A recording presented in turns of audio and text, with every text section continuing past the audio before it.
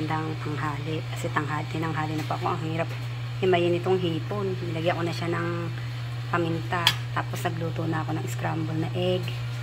Pinirito ko na yung tokwa. Ito nag-ano na ako ng bawang, sibuyas, tsaka itong dahon ng sibuyas na mura, siling bell, at tsaka repolyo, toge. Ito yung sabaw ng ano, nilagyan ko ng tubig na may tsaka ko ngayon tiniga. Ayan. Ito ngayon yun. Kapas niya. Tapos timpla na ako ng oyster sauce at tsaka yung nor seasoning. Ayan. Magluluto na tayo ng toge. Ito na yung nagisa na ako ng bawang sibuyas. Tapos nilagay ko na yung hipon. Haluin ko lang siya nangahalit. Ito na siya. Nanginayang ako doon sa katas ng hipon. Dito sa tray nilagyan ko ng sabaw. Sabaw ng hipon. Pakukuluin ko ngayon siya. Lalagay ko na po yung tokwa. Yung tokwa na yan, may lasa na yan. Lagay ko na po itong siko.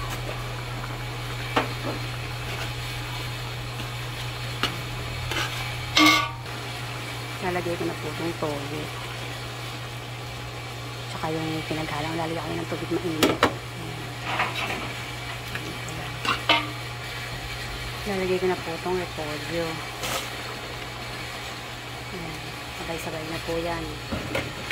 Tsaka ito.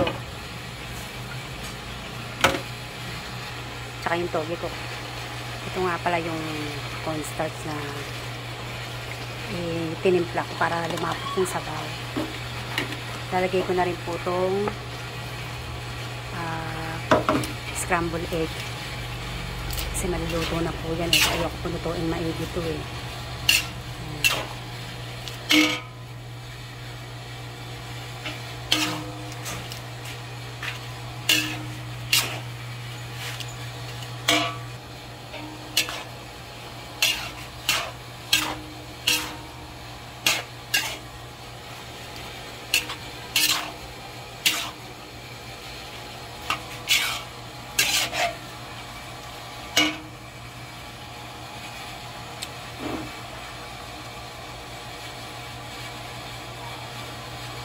Nagdagan ko ng ano, naglalagang paminta. Nagdagan ko siya ng oyster sauce.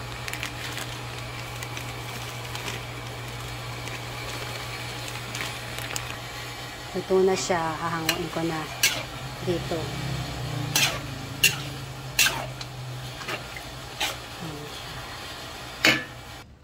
Ito na yung aking niluto. Luto na siya. Ayan. Para lumapot yung sabaw, nilagyan ko po ng cornstarch po. Hindi ako kakain ng kanin. Ayan. Tingnan niyo yung luto ko. Mas marami pa yung sahog kesa doon sa gulay.